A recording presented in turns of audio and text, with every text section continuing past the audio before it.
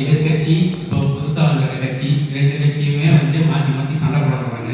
So வந்து first வந்து புதுசாக வந்திருக்க கட்சிக்கு ஒன்றும் தெரியாது. ஸோ அவங்க வந்து கொஞ்சம் எப்படி டவுனாக இருக்காங்கங்கிறத இன்டேரக்டாக பார்ப்போம்.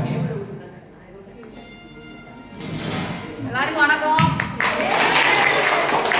நம்ம கட்சி என்னன்னா ஃப்ரீ கிஃப்ட் முன்னேற்ற கழகம். உங்களுக்கு தெரியும், ஆல்ரெடி 10 வருஷமா நம்ம கட்சி தான் ஆள் கட்சியா இருந்துட்டு இருக்கு. இப்போ கல்வி விஷயத்துல பாத்தீங்கன்னா நிறைய 10 லட்சம் லேப்டாப் கொடுத்துருக்கோம்.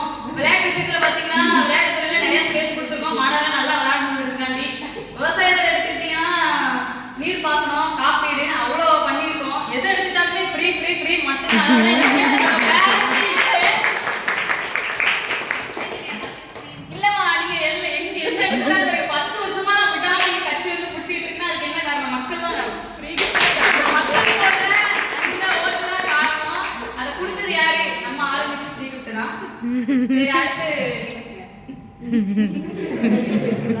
சரி, இவ்வளவு நேரம் பேசல. நான் தலைவர் கிடையாது, நம்ம வந்து சின்னதான்.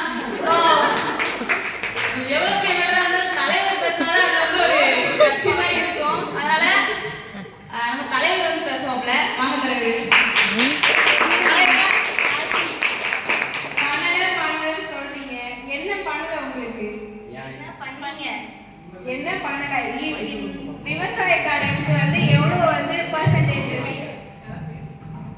எவ்வளவு இன்ட்ரெஸ்ட் பர்சன்டேஜ்? 4% தான். இதே எஸ்பிஐ இந்தியன் பேங்க்ல போனீங்கன்னா 7.5% இன்ட்ரெஸ்ட் இருக்கு. அடுத்த வாட்டி கொடுங்க, நான் தள்ளுபடி பண்ணி உங்களுக்காக கொடுக்குறேன். கல்வி கடன் கல்வி கடன் அடுத்த வாட்டி ஓட்டு போடுங்க. அடுத்த வாட்டி உங்களுக்கு வந்து கல்வி கடன் தள்ளுபடி பண்ணி கொடுக்குறோம்.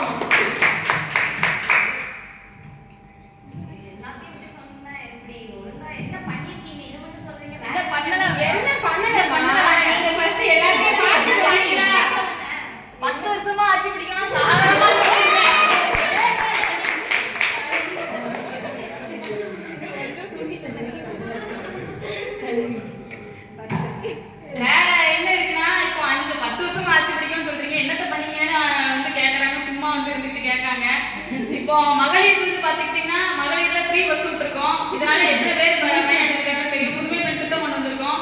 கல்வி விஷயத்துல பாத்தீங்கன்னா அப்படியே எங்க லெவல் மேல போயிட்டே இருக்கு. அதே மாதிரி வேலை வாய்ப்புன்னு பாத்தீங்கன்னா வேலை வாய்ப்பு நாளுக்கு நாள் அதிகரிச்சுட்டே தான் இருக்கு நம்ம ஆட்சியில. உங்க காசு நீங்க சொல்லலாம், அதை இம்ப்ளிமெண்ட் பண்றது யாரு? நாங்க தானே. அது யாரு? அது புரியுது இல்ல. வேற என்ன உங்களுக்கு வேணும்? எந்த கஷ்டம்னாலும் சொல்லுங்க, நம்ம கட்சி பார்க்கணும். அவ்வளவுதான். இதெல்லாம் தெரியாமையாப்பா 10 வருஷமா நாங்க வந்துகிட்டு இருக்கோம். சும்மா வந்து பேசுறதுக்காண்டி ஆப்போசிட்ல இருந்து பேசக்கூடாது, கண்டென்ட்டோட பேசணும். இப்போ வந்து இந்த கட்சி வந்து கட்சி ஜெயிச்சுட்டு ஒரு நல்லா பண்ணி ஜெயிச்சிட்டாங்க. இப்போ வந்து நாங்கள் எங்கள் கட்சிக்காரங்களாம் எல்லாம் பில்டப் ஆகி எல்லாமே கற்றுக்கிட்டு அவங்களுக்கு கிரிக்கெட் அடிக்கிறோமா இல்லையாங்கிறதான் நெக்ஸ்ட் டைமில் பார்க்க போகிறோம். அப்புறம் என்னப்பா எல்லாரும் நல்லா இருக்கீங்களா? அவர்களுக்கும் வணக்கம். இப்போ வந்து நம்ம சொன்னாங்க அந்த 5 வருஷமா நம்ம வந்து நல்லா பண்ணுவோம் என்னதான் பண்ணாங்கன்னு தெரியல. நீர் மேலாண்மை என்ன பண்ணீங்க சொல்லுங்க. ஃப்ரீ ஃப்ரீ நம்ம கட்சி பேரே ஃப்ரீ கிஃப்ட் தான். எல்லாம் ஃப்ரீ ஃப்ரீ நீங்க சொல்றீங்களே, உங்க காசு என்ன பண்றீங்க சொல்லுங்க மக்களே. இல்ல உங்க காசா நம்ம வரி கொடுக்குற காசை நம்ம தான் பார்க்கணும். இவங்க ஃப்ரீ ஃப்ரீ சொல்றாங்க, அது உங்களோட வரி, உங்களோட பணம். அதை அவங்க ஃப்ரீ சொல்றதுக்கு நம்ம அனுமதிக்கவே கூடாது என்னைக்கும். எல்லாம் ஃப்ரீ ஃப்ரீன்னு சொல்றீங்க. எல்லாம் மக்கள் ஓட்டு போட்டு உங்களை முதலமைச்சராக்கி எல்லாம் ஒரு நல்ல பொசிஷன்ல வச்சா நீங்க மக்களுக்கு இப்படி தான் பண்ணுவீங்களா? அது என்ன எப்படி எல்லாம் ஃப்ரீனாலும் நாங்க கஷ்டப்பட்டு உழைச்சு எங்க பணத்துக்கு நாங்க ஒரு டாக்ஸ் கட்டி உங்ககிட்ட கொடுத்தா நீங்க அதை இலவசம் சொல்லிட்டு போயிருவீங்க. அது எப்படி உங்களால இலவசம் சொல்ல முடியும்? இப்படிதான் இருக்காங்க. நீர் மேலாண்மை மேம்படுத்துறோம் என்ன பண்ணான்னு கேட்டா ஆத்துல தெர்மாக்கோல் விட்டோம் அப்படிங்கிறாங்க. இது பாலம் கட்டுறாங்க உடையுது, மறுபடியும் கட்டுறாங்க உடையுது, என்னதான் பண்றாங்கன்னு தெரியல. சரி, இந்த கட்சியை போட்டு இன்னொரு கட்சிக்கு போலாம் பார்த்தா அது அப்பாவும் பையனும் சீக்கிரமா என்னதான் நம்ம பண்ண மாதிரி எடுத்துட்டாலும் பாலம் உடஞ்சு போகுது, அது உடஞ்சு போகுது. நிவாரணம் வந்து நிக்கிறது யார்? எங்கிட்ட தான் வந்து நிக்காங்க நமக்கு. பண்றோம் நிவாரணம். முதல்ல உங்களுக்கு தெளிவா சொல்லியாச்சு, அது எதுவுமே உங்க காசு கிடையாது. இப்ப நிவாரணம் திரட்டுறது என்ன நீங்களா போய் திரட்டுறீங்க? அவ்வளவு செலிபிரிட்டின்னு சொல்றாங்க, என்னென்னமோ சொல்றாங்க. ஒவ்வொரு திருப்பும் ஒவ்வொரு பிரச்சனை வரும்போது கஜா புயல்லாம் வந்துச்சு, ஒவ்வொரு ஆக்ட்ரஸும் காசை வாரி வாரி இறைச்சாங்க. எல்லாம் என்ன உங்க வீட்டு சொத்தா? இதெல்லாம் வருஷமா வந்து பெட்டிஷன் போடுங்க போடுங்கன்னு சொல்றீங்க, போடுறீங்களா? பெட்டிஷன் போடுறவங்க நீங்க என்ன செஞ்சிருக்கீங்க? இது வரைக்கும் பெட்டிஷன் வாங்கிட்டீங்களா இல்லையா? ஒரு பெட்டிஷன் பார்க்க போறீங்க. நீங்க இந்த கட்சியில இல்லைன்னா நீங்க சொந்த காசுல பண்ணுவீங்களாங்க? நீ கட்சியே சொந்த காசை பெட்டிஷன் போட்டோம் பெட்டிஷன் போன காசுலயே தான் எங்களுக்கு அது கட்சியில எடுக்கிற செலவெல்லாம் பாதி இது பேப்பர் பெட்டிஷன் போற பேப்பர்ல தான் செலவாதே தவிர இவங்களுக்கு ஒண்ணு நம்ம செலவு கட்சி எடுத்துக்கிட்டீங்கன்னா லஞ்சமே அவங்கள இது வரைக்கும். அது உங்களால பண்ண முடியுமா? கோட்டை கூட காசு கொடுத்து தானே வாங்குவீங்க நீங்க. அப்படியா? மக்கள் சொல்லுங்க, நீங்க சொல்லுங்க. ஆமா.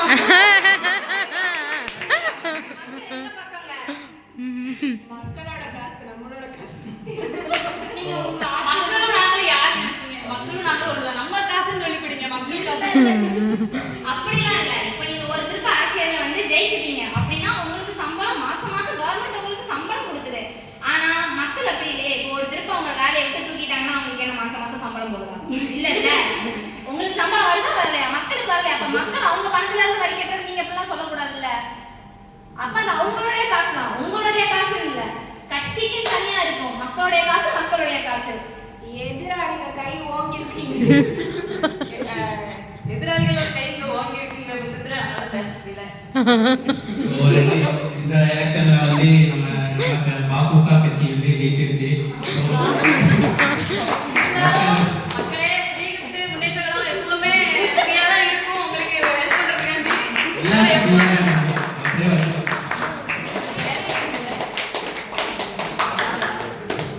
இப்போ உங்களுக்கு நல்லா தெரிஞ்சிருக்கும் யாருக்கு ஓட்டு போடணும் யாருக்கு ஓட்டு போடக்கூடாதுங்கிற உரிமைலாம் உங்களுக்கு தான். நீங்க எதுக்கு பார்க்கணும்? யாருக்கு ஒழுங்கா போடணுமோ அவங்களுக்கு தான் போடணும். யாரு நல்லது செய்யறாங்களோ அவங்களுக்கு தான் போடணும். அதனால மக்கள் நமக்கே ஓட்டுங்க. ஃப்ரீ கிஃப்ட் போடுறது அப்பா பையன் கட்சிக்கு போடக்கூடாது. பாப்புகா கட்சிக்கு ஓட்டு போடுங்க.